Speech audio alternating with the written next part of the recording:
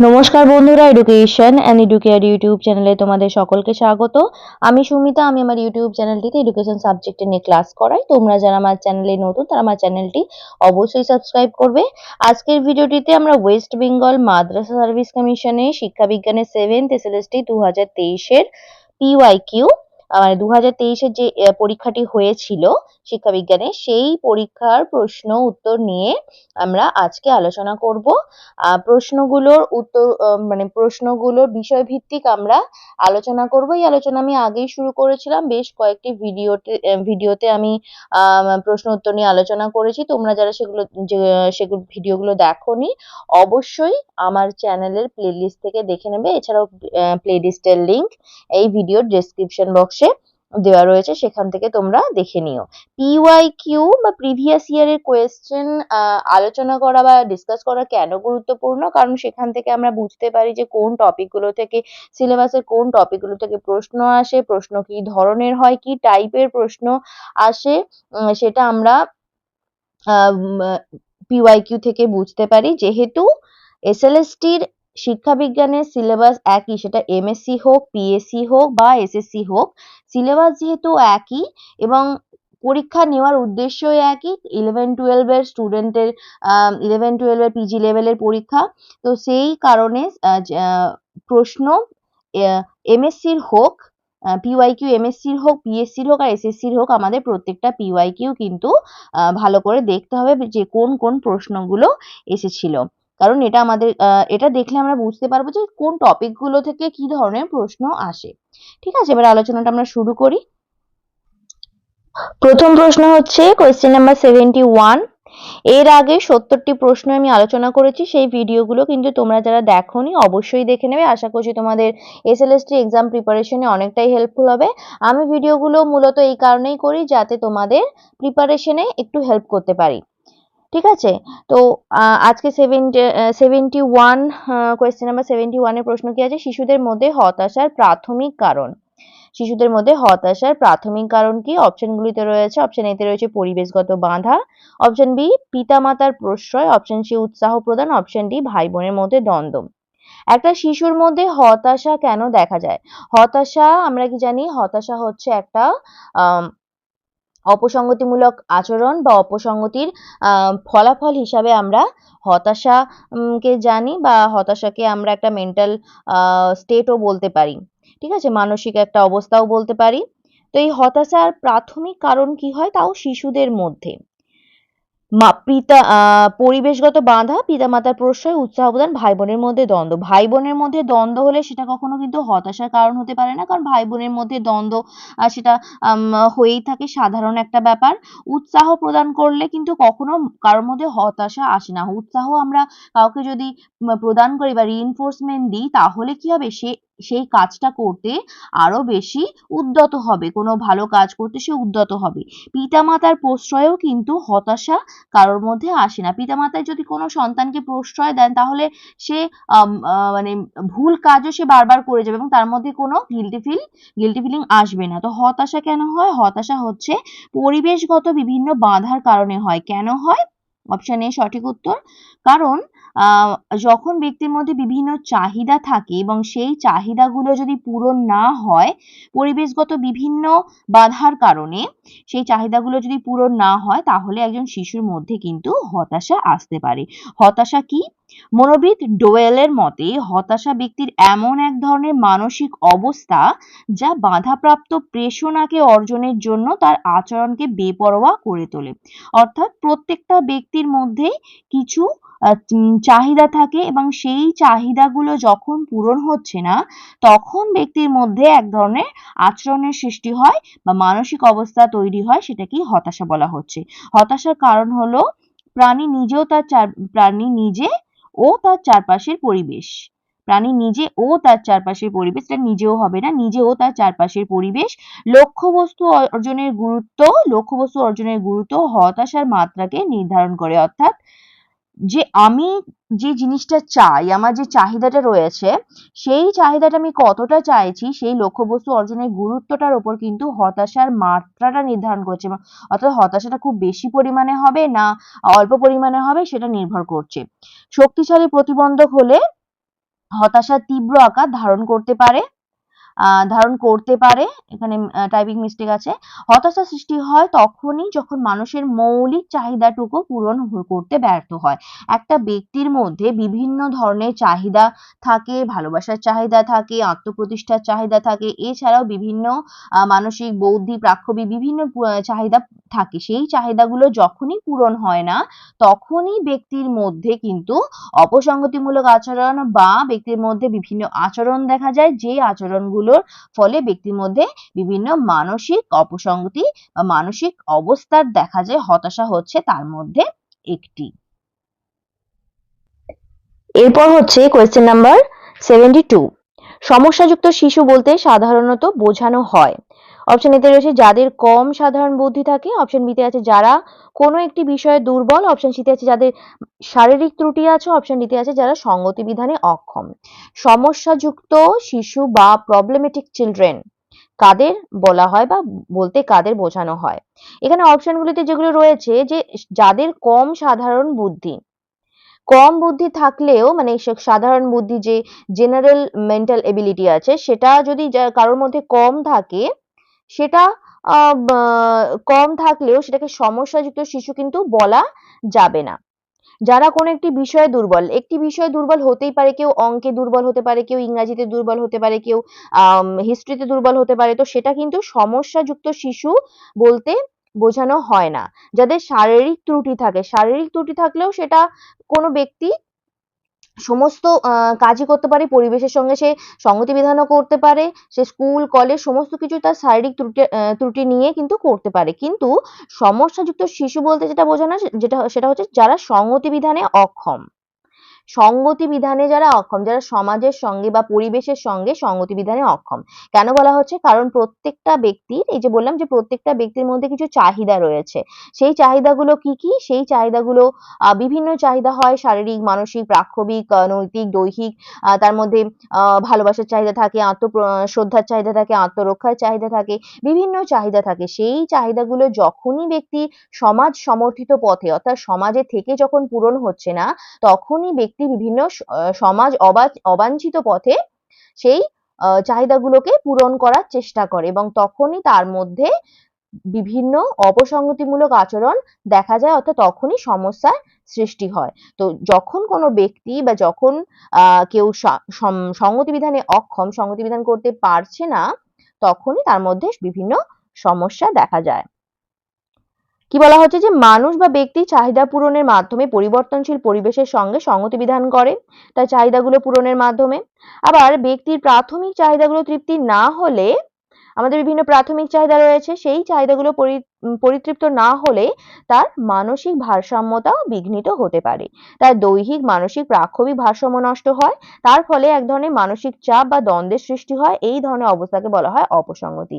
এই যে সমস্যা সংক্রান্ত শিশু বা সমস্যাযুক্ত শিশু বলতেই বোঝানো হচ্ছে যে যে ব্যক্তির মধ্যে বা শিশুর মধ্যে অপসংগতি রয়েছে, অপসংগতিমূলক আচরণ রয়েছে। ঠিক আছে? তো মনোবিদ ক্রো বলেছেন যে যে আচরণের দ্বারা ব্যক্তির বিকাশ ব্যাহত হয় এবং চাহিদা অতৃপ্তি দেখা যায় তাই হলো অপসংগতি। অপসংগতি যখনই ব্যক্তির মধ্যে দেখা যাবে তখনই সেই ব্যক্তিটার বিকাশ, সাধারণ যে বিকাশ, জীবন বিকাশ, সেই বিকাশ কিন্তু বাধাপ্রাপ্ত হবে, সেই বিকাশ হবে না, সে সমাজ বিরোধী বিভিন্ন আচরণ করবে বা বিভিন্ন ব্যতিক্রমী আচরণও করতে পারে এবং সমাজের উপযোগী ব্যক্তি হিসাবে সে কিন্তু গড়ে উঠবে না। Question number 73। একটি ধনাত্মক বা ঋণাত্মক পরিবেশগত উদ্দীপক যা আচরণকে উদ্বুদ্ধ করে, অপশনগুলিতে রয়েছে শক্তিদায়ক, অপশন বিতে রয়েছে শাস্তি, অপশন সিতে রয়েছে উৎসাহদায়ক, অপশন ডিতে রয়েছে শিখন। আচ্ছা, ধনাত্মক ও ঋণাত্মক পরিবেশগত উদ্দীপক অর্থাৎ ধনাত্মক রিইনফোর্সমেন্ট বা ধনাত্মক শক্তিদায়ক সত্তা এবং ঋণাত্মক শক্তিদায়ক সত্তা বা পজিটিভ রিইনফোর্সমেন্ট এবং নেগেটিভ রিইনফোর্সমেন্ট, এর কথা আমরা কোথায় জেনেছি? আমরা স্কিনারের অপারেন্ট কন্ডিশনিং এর যে থিওরি রয়েছে সেখানে আমরা জানতে পেরেছি যে স্কিনার কি বলেছিলেন যে অপারেন্ট অনুবর্তনের জন্য বা অনুবর্তনের জন্য শক্তিদায়ক সত্তার প্রয়োজন হয়। সেই শক্তিদায়ক সত্তা দু ধরনের হয়, একটা হচ্ছে পজিটিভ বা ধনাত্মক, একটি হচ্ছে নেগেটিভ বা ঋণাত্মক। তাহলে এই ধনাত্মক আর ঋণাত্মক পরিবেশগত উদ্দীপক যা আচরণকে উদ্বুদ্ধ করে, অর্থাৎ আচরণ ব্যক্তি এবং প্রাণী যাতে তার যে আচরণ প্রয়োজন সেই আচরণ করে, তাহলে সেটা কি? সেটা হচ্ছে শক্তিদায়ক। সেটা কি? শক্তিদায়ক বা রিইনফোর্সমেন্ট। এই ধনাত্মক এবং ঋণাত্মক পরিবেশগত উদ্দীপক বলতে কি বোঝানো হচ্ছে স্কিনারের থিওরিতে? শক্তিদায়ক বা রিইনফোর্সমেন্ট। এটা আরেকটু ব্যাখ্যা করে আমরা যদি জানি তাহলে কি, যে উদ্দীপক প্রয়োগ করে প্রাণী নির্দিষ্ট আচরণ পুনরায় সম্পাদন করার ক্ষেত্রে প্রভাব বিস্তার করা যায় তাকে শক্তিদায়ক সত্তা বলা হয়। অর্থাৎ শক্তিদায়ক সত্তা কি? যে উদ্দীপক প্রয়োগ করে প্রাণী নির্দিষ্ট আচরণ পুনরায় সম্পাদন করার ক্ষেত্রে প্রভাব বিস্তার করা হয়, অর্থাৎ আচরণকে বারবার করার জন্য তাকে উদ্বুদ্ধ করা হয়, যার সাহায্যে সেটাকে বলা হচ্ছে শক্তিদায়ক সত্তা। যেমন সক্রিয় অনুবর্তনের তত্ত্বে ইঁদুরের পরীক্ষায় খাঁচার মধ্যে খাদ্য প্রাপ্তির পরে ইঁদুরের পুনরায় সক্রিয় প্রতিক্রিয়া করার সম্ভাবনা বৃদ্ধি পেয়েছিল। অর্থাৎ খাদ্য পাওয়ার পর ইঁদুরটির আবার প্রতিক্রিয়া করার সম্ভাবনা বৃদ্ধি পেয়েছিল। বিএফ স্কিনার এখানে খাদ্যকে শক্তিদায়ক সত্তা হিসাবে পরিচয় দিয়েছেন। আচরণবাদী মনোবিদ্যা অনুসারে শিক্ষার্থীদের মধ্যে কাঙ্ক্ষিত আচরণ গড়ে তোলার জন্য উপযুক্ত পরিবেশ সৃষ্টি করা হয়, যা শিক্ষার্থীদের মধ্যে তৃপ্তি সঞ্চার করে এবং শিক্ষার্থী নির্দিষ্ট লক্ষ্যকেন্দ্রিক আচরণ সম্পাদন করে। অর্থাৎ আমাদের শিক্ষা ব্যবস্থায় শিক্ষার্থীদের মধ্যে থেকে উপযুক্ত কাঙ্ক্ষিত আচরণ পাওয়ার জন্য তাদেরকে বিভিন্ন শক্তিদায়ক সত্তা দিতে হয়, তাদেরকে উৎসাহ দিতে হয়, তাদের প্রশংসা করতে হয়। যে প্রশংসা করা, উৎসাহ দেওয়া, এগুলো হচ্ছে কি? এগুলো হচ্ছে শক্তিদায়ক সত্তা। ঠিক আছে? এই উপযুক্ত পরিবেশে শক্তিদায়ক সত্তা শক্তিদায়ক সত্তা দু রকমের হয়। ধনাত্মক শক্তিদায়ক সত্তা প্রশংসা, পুরস্কার দেওয়া ইত্যাদি। আর ঋণাত্মক শক্তিদায়ক সত্তা কি? শাস্তি, তিরস্কার, কটূক্তি, এগুলো হচ্ছে ঋণাত্মক শক্তিদায়ক সত্তা। নেক্সট যে কোয়েশ্চেনটি রয়েছে, কোয়েশ্চেন নাম্বার 74। উচ্চক্রমের অনুবর্তনের ধারণাটির প্রবর্তন করেন অপশন এতে রয়েছে Pavlov, option B Thorndike, option C Watson, option D Hull. উচ্চক্রমের অনুবর্তনের যে ধারণা সেটি দিয়েছেন Pavlov, option A. Option A সঠিক উত্তর। উচ্চক্রমের অনুবর্তন বলতে এখানে কি বোঝানো হচ্ছে? যে প্যাভলভই প্রথম ছিলেন যিনি অনুবর্তনের ওপর পরীক্ষা করেছিলেন, অনুবর্তনের উপর পরীক্ষা সম্পাদন করেছিলেন। যে উদ্দীপক ও প্রতিক্রিয়ার মাধ্যমে যে অনুবর্তন সৃষ্টি হয় সেটি প্যাভলভই প্রথম পরীক্ষা করেছিলেন। প্যাভলভের যে পরীক্ষা সেটি তিনি পাবলিকেশন করেছিলেন 1897 সালে। তার যে পরীক্ষা সেটাকে কি বলা হয়? তার নাম হচ্ছে প্রাচীন অনুবর্তন। প্রাচীন অনুবর্তন। প্যাভলভের থিওরিকে আমরা প্রাচীন অনুবর্তন তত্ত্ব বা ক্লাসিক্যাল কন্ডিশনিং থিওরি বলে থাকি, যেটি তিনি দিয়েছিলেন 1897 সালে। তার যে থিওরি সেটার মূল বক্তব্য কি ছিল? তার থিওরির মূল বক্তব্য কি ছিল? যে যদি কোনো স্বাভাবিক উদ্দীপকের সঙ্গে বা ঠিক আগে কৃত্রিম বা নিরপেক্ষ উদ্দীপক বরাবর স্থাপন করা যায়, তবে ওই স্বাভাবিক উদ্দীপক ছাড়াই কৃত্রিম উদ্দীপকটি স্বাভাবিক প্রতিক্রিয়া ঘটাতে সমর্থ হয়। তো এই যে ব্যাপারটা বা এই যে থিওরিটা সেটা ছিল প্যাভলভের প্রাচীন অনুবর্তনের থিওরি। তাহলে কি বলা হচ্ছে? যে যদি স্বাভাবিক উদ্দীপকের ঠিক আগে, এখানে স্বাভাবিক উদ্দীপক কি ছিল? খাদ্যবস্তু। খাদ্যবস্তুর আগে যদি ঘণ্টার ধ্বনি বাজানো যায়, অর্থাৎ স্টিমুলাস 1 বাজানো যায়, মানে ঘণ্টার ধ্বনি দেওয়া যায়, ঘণ্টার ধ্বনিটা হচ্ছে স্টিমুলাস 1। ঘণ্টার ধ্বনি দেওয়া যায়, তাহলে কি রেসপন্স কি আসছে? সজাগ ভাব আসছে। তারপর খাদ্যবস্তু অর্থাৎ স্টিমুলাস 2 দেওয়া যায়, তাহলে তার মধ্যে কি আসছে? রেসপন্স কি আসছে? লালাক্ষরণ। রেসপন্স আসছে লালাক্ষরণ। তারপরে দেখা যাচ্ছে যে ঘণ্টার ধ্বনি যখন করা হচ্ছে তখনই কুকুরের মধ্যে লালাক্ষরণ হচ্ছে। ঘণ্টার ধ্বনি যখনই করা হচ্ছে তখনই কুকুরের মধ্যে লালাক্ষরণ হচ্ছে। অর্থাৎ ঘণ্টার ধ্বনি কৃত্রিম উদ্দীপক সেটা স্বাভাবিক উদ্দীপকের স্থান নিয়ে নিয়েছে এবং কৃত্রিম উদ্দীপকটি স্বাভাবিক প্রতিক্রিয়া ঘটাতে সমর্থ হচ্ছে। অর্থাৎ রেসপন্স কি আসছে? লালাক্ষরণ আসছে। এই যে থিওরিটা সেটাই প্যাভলভ দিয়েছিলেন। এই প্যাভলভের থিওরিকে কিন্তু এস টাইপ থিওরি বলা হয়। এস টাইপ থিওরি বলা হয়। কেন? Stimulus type. অর্থাৎ এখানে স্টিমুলাসটা অর্থাৎ উদ্দীপকটাই প্রধান। উদ্দীপক দুটি উদ্দীপক কি কি? একটা হচ্ছে খাদ্য, একটা হচ্ছে খাদ্য আর একটা হচ্ছে ঘণ্টা। দুটি উদ্দীপক। ঠিক আছে? এই দুটি উদ্দীপকের জন্যই কিন্তু লালাক্ষরণ হচ্ছে। এই দুটি উদ্দীপক না থাকলে লালাক্ষরণ হতো না। ঠিক আছে? সেই কারণে আমাদের প্যাভলভের থিওরিকে বলা হচ্ছে স্টিমুলাস টাইপ বা টাইপ 1 কন্ডিশনিং। টাইপ 1 থিওরি বা type 1 conditioning theory. Question number 75। S R মতবাদীরা যে ধরনের আচরণবাদী যারা শিখনকে ব্যাখ্যার সময় গুরুত্ব দেন, অপশন এতে রয়েছে প্রত্যক্ষণের ওপর অর্থাৎ পারসেপশনের ওপর, অপশন বিতে রয়েছে সংযোগের ওপর অর্থাৎ অ্যাসোসিয়েশনের ওপর, অপশন সিতে রয়েছে মনোযোগের ওপর অর্থাৎ অ্যাটেনশনের ওপর, অপশন ডিতে রয়েছে ব্যক্তিত্বের ওপর অর্থাৎ পার্সোনালিটির ওপর। এস আর মতবাদীরা সেই ধরনের আচরণবাদী যারা শিখনকে ব্যাখ্যার সময় গুরুত্ব দিয়েছেন। এস আর মতবাদীরা কিসের ওপর গুরুত্ব দিয়েছেন? তারা সংযোগের ওপর গুরুত্ব দিয়েছেন। তারা সংযোগের ওপর গুরুত্ব দিচ্ছে। এস বলতে কি বোঝানো হচ্ছে? স্টিমুলাস, আর বলতে রেসপন্স। স্টিমুলাস অর্থাৎ উদ্দীপক এবং রেসপন্স, এই উদ্দীপক এবং প্রতিক্রিয়া, উদ্দীপক ও প্রতিক্রিয়া, উদ্দীপক ও প্রতিক্রিয়ার মধ্যে সংযোগের ফলেই কিন্তু শিখন সম্পন্ন হয়। এই যে তত্ত্বটা সেটা এটাকে বলা হয় সংযোজনবাদ বা সংযোগের অ্যাসোসিয়েশনের ওপর এটা নির্ভর করছে। এসআর মতবাদীরা বা স্টিমুলাস রেসপন্স মতবাদীরা বলেছেন। যেমন ইএল থর্নরাইট ছিলেন একজন এসআর মতবাদী। তো তিনি কি বলেছিলেন যে এস বলতে কি বোঝানো হচ্ছে? এস বলতে আমরা স্টিমুলাস বা উদ্দীপক বুঝি, আর বলতে আমরা প্রতিক্রিয়া বা রেসপন্সকে বুঝি। উদ্দীপক ও প্রতিক্রিয়ার মধ্যে পারস্পরিক সংযোগ বা সংযুক্তির মাধ্যমে কি হয়? আচরণ পরিবর্তিত হয়ে যে শিখন সম্পন্ন হয় তাকে সংযোগ শিখন বা অ্যাসোসিয়েটিভ লার্নিং বলে।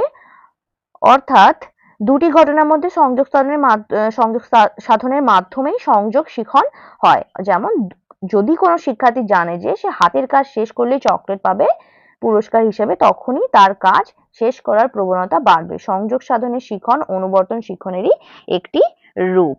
এই যে স্টিমুলাস রেসপন্স যে শিখন, সেখানে কি বলা হয়েছিল? যে শিখন তখনই সম্ভব হবে যখন উদ্দীপক ও প্রতিক্রিয়ার মধ্যে নির্ভুল সংযোগ স্থাপিত হবে। নেক্সট কোয়েশ্চেন হচ্ছে 76। জ্ঞানমূলক মনোবিদদের মতে মনোবিজ্ঞান হলো যে সম্পর্কিত অধ্যয়ন। অপশন এতে রয়েছে অভিজ্ঞতা, অপশন বিতে রয়েছে মন ও আত্মা, অপশন সিতে রয়েছে আচরণ, অপশন ডিতে রয়েছে উচ্চ মানসিক প্রক্রিয়াসমূহ। জ্ঞানমূলক যে মনোবিদরা রয়েছেন অর্থাৎ কগনিটিভ সাইকোলজিস্টরা রয়েছেন, তারা মনোবিজ্ঞানে যে সম্পর্কিত অধ্যয়ন করেন সেটি কি? অভিজ্ঞতা তো একদমই নয়, কারণ অভিজ্ঞতার মাধ্যমে আমাদের শিখন সম্পন্ন হয়। পূর্ব অভিজ্ঞতার ভিত্তিতে আমরা নতুন কোনো বিষয় শিখলে সেটাকে আমরা শিখন বলি। মন বা আত্মা তো নয়, কারণ মন বা আত্মা নিয়ে তো জ্ঞানমূলক জ্ঞানের কোনো বিষয় নয়। মন বা আত্মা আচরণ নিয়ে কারা আলোচনা করে? আচরণ নিয়ে আচরণবাদীরা অর্থাৎ এস আর বন্ড যে এইমাত্র আলোচনা করছিলাম, উদ্দীপক ও প্রতিক্রিয়ার যে বন্ধন রয়েছে, সংযোগ রয়েছে, সেটা নিয়ে আচরণবাদীরা আলোচনা করে। আর জ্ঞানমূলক মনোবিদরা কি নিয়ে আলোচনা করে? তারা হচ্ছে উচ্চ মানসিক প্রক্রিয়া নিয়ে আলোচনা করে। উচ্চ মানসিক প্রক্রিয়া বলতে কি বোঝানো হচ্ছে? আমাদের চিন্তা শক্তি, আমাদের বোধগম্যতা, আমাদের সমস্যা সমাধান করার ক্ষমতা, আমাদের সৃজনশীলতা, আমাদের যৌক্তিক ক্ষমতা, এগুলো নিয়ে জ্ঞানমূলক মনোবিদরা আলোচনা করেন। জ্ঞানমূলক মনোবিদ কারা? জ্ঞানমূলক মনোবিদের মধ্যে একজন রয়েছেন পিয়াজে। পিয়াজের থিওরি আমরা সকলেই পড়েছি।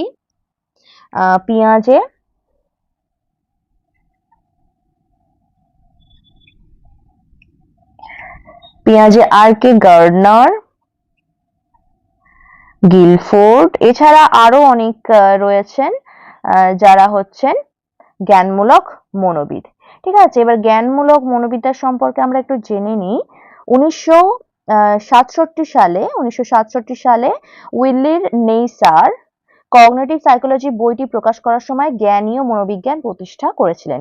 জ্ঞানীয় মনোবিজ্ঞান হলো মানুষের মানসিক প্রক্রিয়া, যেমন মনোযোগ, ভাষার ব্যবহার, স্মৃতিশক্তি, উপলব্ধি, সমস্যা সমাধান, সৃজনশীলতা, যুক্তির বৈজ্ঞানিক অধ্যয়ন। জ্ঞানীয় মনোবিজ্ঞান আমাদের মস্তিষ্কের কার্যকারিতা এবং মানসিক প্রক্রিয়াগুলিকে অধ্যয়ন করে, বিশেষ করে মানুষ কিভাবে চিন্তা করে এবং শেখে তার উপর দৃষ্টি নিবদ্ধ করে এই জ্ঞানীয় মনোবিজ্ঞান বা কগনিটিভ সাইকোলজি। Question number 77। অর্থগত স্মৃতি যার সাথে সম্পর্কিত। অপশন এতে রয়েছে বিমূর্ত জ্ঞান, অপশন বিতে রয়েছে ঘটনা স্মৃতি, অপশন সিতে রয়েছে অতীত অভিজ্ঞতা, অপশন ডিতে রয়েছে স্বল্পস্থায়ী স্মৃতি। আচ্ছা, অর্থগত স্মৃতি বা যার ইংলিশ টার্ম ছিল সিম্যান্টিক মেমোরি, এটা কার সঙ্গে সম্পর্কিত? প্রথমে আমরা একটু আলোচনা করে নিই যে সিম্যান্টিক স্মৃতিটা কি। স্মৃতিতে ধরে রাখার, অর্থাৎ আমাদের যে লং টার্ম মেমোরি আছে বা দীর্ঘস্থায়ী স্মৃতি আছে, সেখানে সেই স্মৃতিতে দীর্ঘদিন ধরে সংরক্ষণ করার জন্য সংরক্ষিত তথ্য দু ধরনের হয়। একটা হচ্ছে সংরক্ষিত তথ্য দু প্রকারের হয়। একটা হচ্ছে কি ঘটনামূলক স্মৃতি বা এপিসোডমিক মেমোরি, আর একটা হচ্ছে ভাষা নির্ভর স্মৃতি বা সিম্যান্টিক মেমোরি। তাহলে সিম্যান্টিক মেমোরি কি? ভাষা নির্ভর মেমোরি, যেটা হচ্ছে স্মৃতিতে ধরে রাখার বা সংরক্ষণ করার এক ধরনের মেমোরি। এই এপিসোডেমিক মেমোরি কি? মানুষের জীবনের বিভিন্ন সময়, এপিসোডেমিক হচ্ছে ঘটনামূলক স্মৃতি। মানুষের জীবনে বিভিন্ন সময় বিভিন্ন ঘটনা ঘটে, এই ঘটনাগুলি পরস্পর সারিবদ্ধভাবে মানুষের স্মৃতিতে সঞ্চিত হয়ে থাকে। নির্দিষ্ট ধারাবাহিকতা বজায় রেখে যে স্মৃতি সঞ্চিত হয় তা হলো পর্যায়ক্রমিক স্মৃতি বা ঘটনামূলক স্মৃতি বা এপিসোডেমিক স্মৃতি। ঠিক আছে? আর সিম্যান্টিক মেমোরি কি? সিম্যান্টিক মেমোরি হচ্ছে শব্দার্থিক স্মৃতি বা ভাষা নির্ভর স্মৃতি। কি বলতে বোঝানো হচ্ছে যে বিশ্ব জ্ঞানকে বোঝায়, সাধারণ বিশ্ব জ্ঞানকে বোঝায় যা মানুষ তাদের জীবনকাল ধরে সঞ্চয় করে। এই সাধারণ জ্ঞান শব্দের অর্থ হতে পারে, ধারণা হতে পারে, তথ্য বা ধারণা হতে পারে যা অভিজ্ঞতার সাথে জড়িত এবং সংস্কৃতির ওপর নির্ভরশীল। অতীতের জিনিসগুলো থেকে শেখা জ্ঞান প্রয়োগ করে নতুন ধারণাগুলিকে শেখা হয়। অর্থাৎ এখানে বোঝানো হচ্ছে যে ভাষা নির্ভর স্মৃতি। আমরা যখন কোনো ভাষার সাহায্যে বা সংকেতের সাহায্যে কোনো বিষয় যখন মনে রাখছি, আমরা কোনো দর্শনজাত বা শ্রবণজাত বিষয়কে আমরা তা কোনো ব্যক্তির চেহারাকে, কোনো ব্যক্তির গলার স্বরকে আমরা যখন ইন্দ্রিয়ের মাধ্যমে কোনো সংকেতের সাহায্যে বা ভাষার সাহায্যে মনে রাখছি, তখন সেটা এবং দীর্ঘস্থায়ী সঞ্চয় করছি, সেটাকেই বলা হচ্ছে শব্দার্থিক স্মৃতি বা অর্থগত স্মৃতি বা সিম্যান্টিক মেমোরি। ঠিক আছে? এইবারে আমাদের প্রশ্ন যেটা রয়েছে, কি প্রশ্ন ছিল আমাদের? অর্থগত স্মৃতি যার সাথে সম্পর্কিত।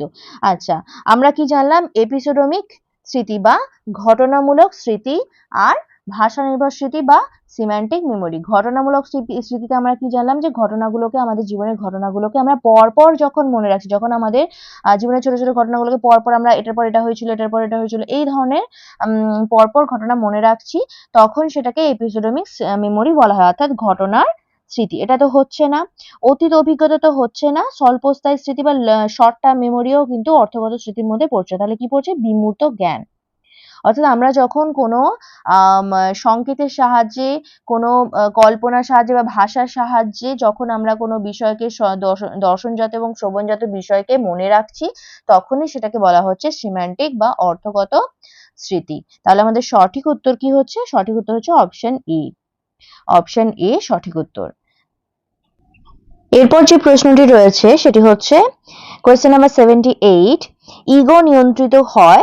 অপশন এ তে রয়েছে বাস্তবতার নীতি দ্বারা, অপশন বি তে রয়েছে আনন্দের নীতি দ্বারা, অপশন সি তে রয়েছে ঈদ দ্বারা, অপশন ডি তে রয়েছে প্রতিবর্ত ক্রিয়া দ্বারা। ইগো নিয়ন্ত্রিত হয় কিসের দ্বারা? সঠিক উত্তর হচ্ছে অপশন এ বাস্তবতার নীতি দ্বারা। বাস্তবতার নীতি দ্বারা, অপশন এ সঠিক উত্তর। আচ্ছা, এই যে ইগো, অর্থাৎ ইগো সুপার ইগো, এটা আমরা কার থেকে জেনেছি? আমরা সিগমন্ড ফ্রয়েডের থেকে জেনেছি। তিনি যে তত্ত্ব দিয়েছিলেন সেখান থেকে। তো আমি যেহেতু বিষয়ভিত্তিক আলোচনা করছি, সেই কারণে আমি এই বিষয়টা একটু বিস্তারিতভাবে তোমাদের কাছে তুলে ধরছি, এবং এটা আলোচনার মাধ্যমে তোমাদের বিষয়টা ক্লিয়ার হবে। এবং এখান থেকে যদি কোনো প্রশ্ন আসে ভবিষ্যতে, বা আমাদের সামনে যে এসএলএসটি এক্সাম রয়েছে সেখানে যদি প্রশ্ন আসে, আশা করছি বিষয়টা বুঝে গেলে তোমরা উত্তর দিতে পারবে। ঠিক আছে? তো প্রথম কি, যে ভিয়েনা চিকিৎসক ছিলেন সিগমন্ড ফ্রয়েড। তিনি তার যে সাইকোঅ্যানালিটিক থিওরি বা মনোসমীক্ষণ তত্ত্ব তিনি দিয়েছিলেন। সিগমন্ড ফ্রয়েডের যে সাইকোঅ্যানালিটিক থিওরি বা মনোসমীক্ষণ তত্ত্ব তিনি দিয়েছিলেন, সেখানে তিনি কি বলেছেন? তিনি মনের বা মানসিক অবস্থার তিনটি উপাদানের কথা বলেছিলেন। মানসিক তিনটি উপাদানের কথা বলেছিলেন। সেই উপাদানগুলো কি? একটা হচ্ছে আনকনসাস, একটা হচ্ছে কনসাস, আর একটা হচ্ছে প্রি কনসাস। ঠিক আছে? আনকনসাস বা নির্জ্ঞান, কনসাস সজ্ঞান, আর প্রি কনসাস। ঠিক আছে? তো এই যে থিওরিটা ছিল, সেখানে আমরা একটু ব্যাখ্যা করে নিই যে এই তিনটি উপাদান কি কি।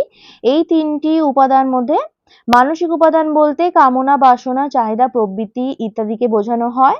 এই সব উপাদানের বৃহত্তর অংশ থাকে আমাদের মনের গভীরে।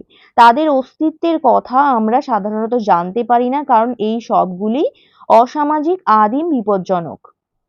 কারণ আমাদের কি বলছে, এই যে আমাদের প্রবৃত্তিগুলো আছে, আমাদের কামনা বাসনা চাহিদা, এগুলো আমাদের মনের গভীরে বৃহত্তর অংশে থাকে এবং এগুলোর কথা আমরা জানতে পারি না, কারণ এগুলো সবই হচ্ছে অসামাজিক, আদিম এবং বিপজ্জনক।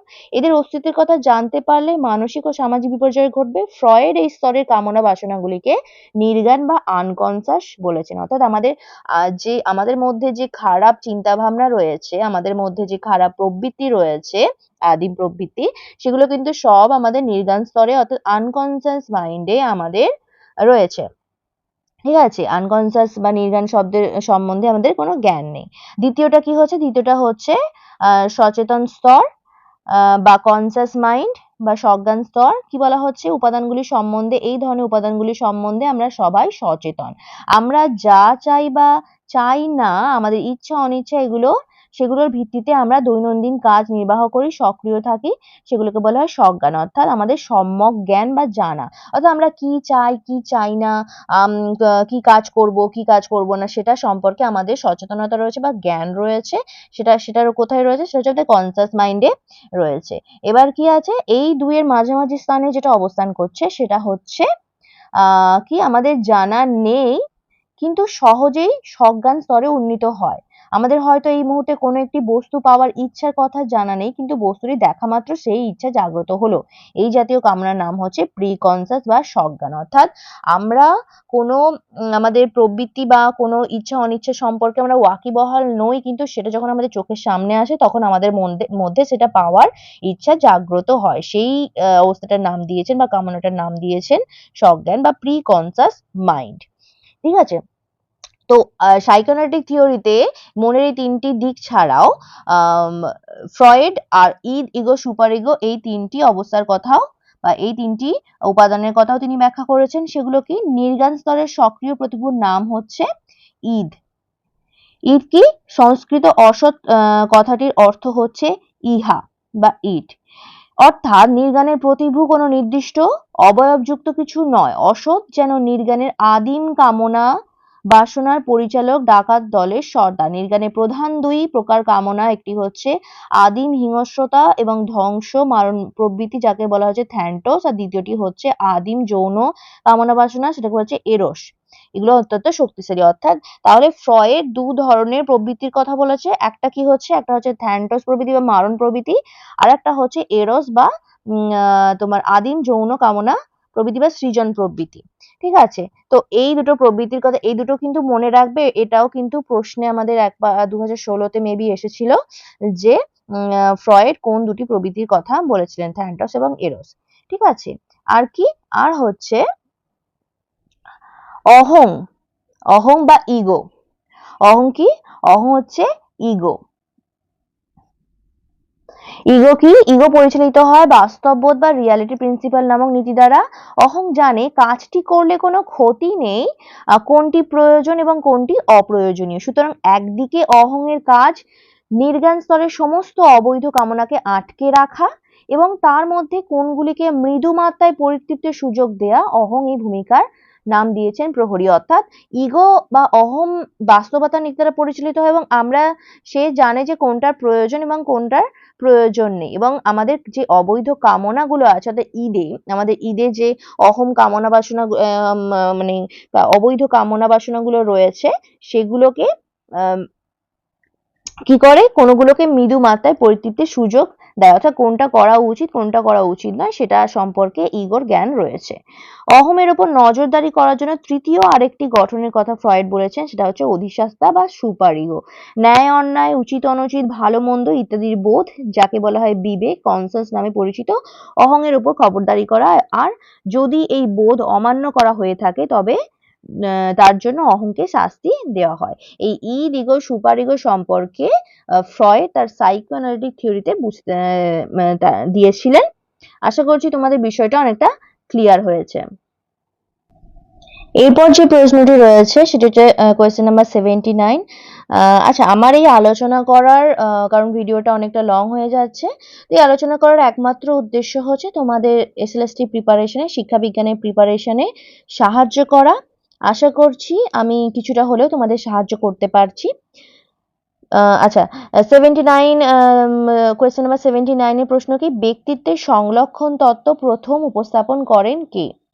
ব্যক্তিত্বের যে সংলক্ষণ তত্ত্ব রয়েছে সেটি প্রথম উপস্থাপন করে কে? অপশন এতে রয়েছে Allport, option B Isaac, option C Cattell, option D Adler. সঠিক উত্তর কি? Option A আলপোর্ট।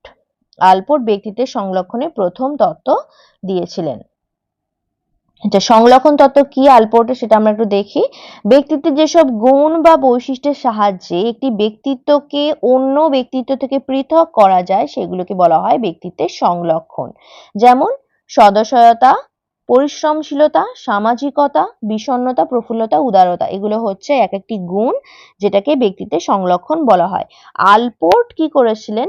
আলপোর্ট ব্যক্তিত্বের সংলক্ষণগুলোকে প্রকৃতি অনুসারে ৩ ভাগে ভাগ করেছিলেন।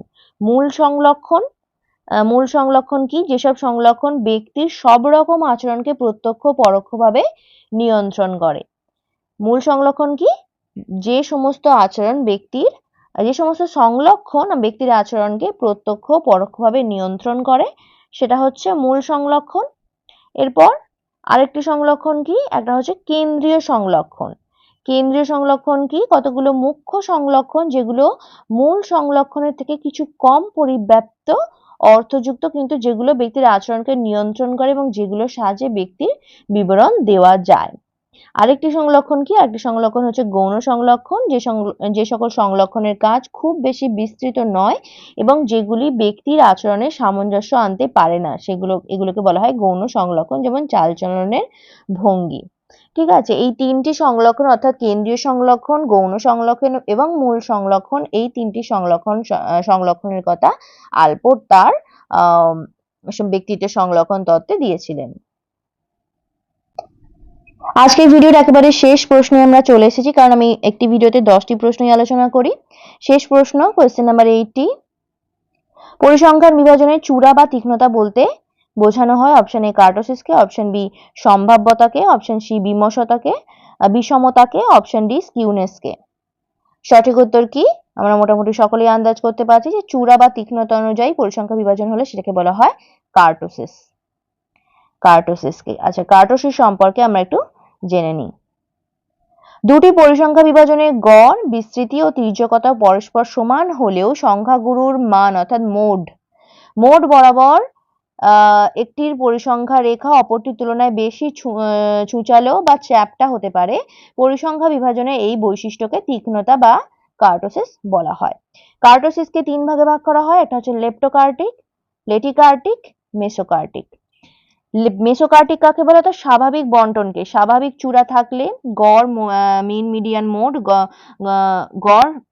মিন মিডিয়ান মোড স্বাভাবিক থাকলে সেটাকে বলা হয় মেসোকার্টিক, অর্থাৎ স্বাভাবিক যে পরিসংখ্যা বন্টন থাকে সেটাকে বলা হয় মেসোকার্টিক। যখন লেপ্টোকার্টিক কি? চূড়া বা তীক্ষ্ণতা যখন স্বাভাবিকের থেকে বড় হয়ে যায় তখন সেটাকে বলা হয় লেপ্টোকার্টিক, আর যখন চ্যাপ্টা হয় সেটাকে বলা হয় প্লেটিকার্টিক।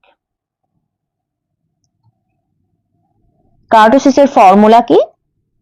কার্টোসিসের ফর্মুলা হচ্ছে Q by P90 minus P10, Q by P90 minus P10, অর্থাৎ আমাদের যদি কোনো কিউ এর মান দিয়ে দেয়, P90 এর মান দিয়ে দেয়, P10 এর মান দিয়ে দেয়, তাহলে আমরা ফর্মুলার সাহায্যে কিন্তু সেটা সহজেই কার্টোসিসের মান আমরা বের করে নিতে পারবো এবং কোন ধরনের কার্টোসিস সেটাও আমরা বলতে পারবো।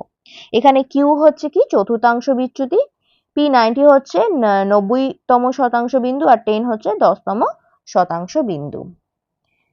আশা করছি আমার এই আলোচনার ভিডিওটা তোমাদের কাছে অনেকটাই হেল্পফুল হবে। তোমাদের এক্সাম প্রিপারেশন, এসএলএসটি এডুকেশনের এক্সাম প্রিপারেশন অনেকটাই হেল্পফুল হবে।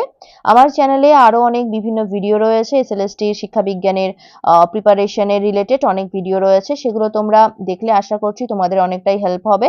সেই ভিডিওর লিংক তোমরা আমার ভিডিও ডেসক্রিপশন বক্সে পেয়ে যাবে। এছাড়াও আমার ভিডিওর প্লেলিস্টে যাবে, সেই প্লেলিস্ট করা রয়েছে, বিভিন্ন প্লেলিস্ট রয়েছে, সেখানে শিক্ষা বিজ্ঞানের বিভিন্ন টপিকের উপরেও আলোচনা রয়েছে, সেগুলো দেখলেও আশা করছি তোমরা অনেকটাই সাহায্য পাবে। আশা করছি আর আমার যে টেলিগ্রাম গ্রুপ রয়েছে সেই গ্রুপে তোমরা জয়েন হতে পারো। সেই গ্রুপে কিন্তু বিভিন্ন আলোচনা হয় প্রশ্ন নিয়ে, এক্সাম রিলেটেড। তো আশা করছি সেই গ্রুপটাও তোমাদের কাছে অনেকটা হেল্পফুল হবে। গ্রুপের লিংক এই ভিডিওর ডেসক্রিপশন বক্সেও দেওয়া রয়েছে, সেখান থেকে তোমরা জয়েন হতে পারো।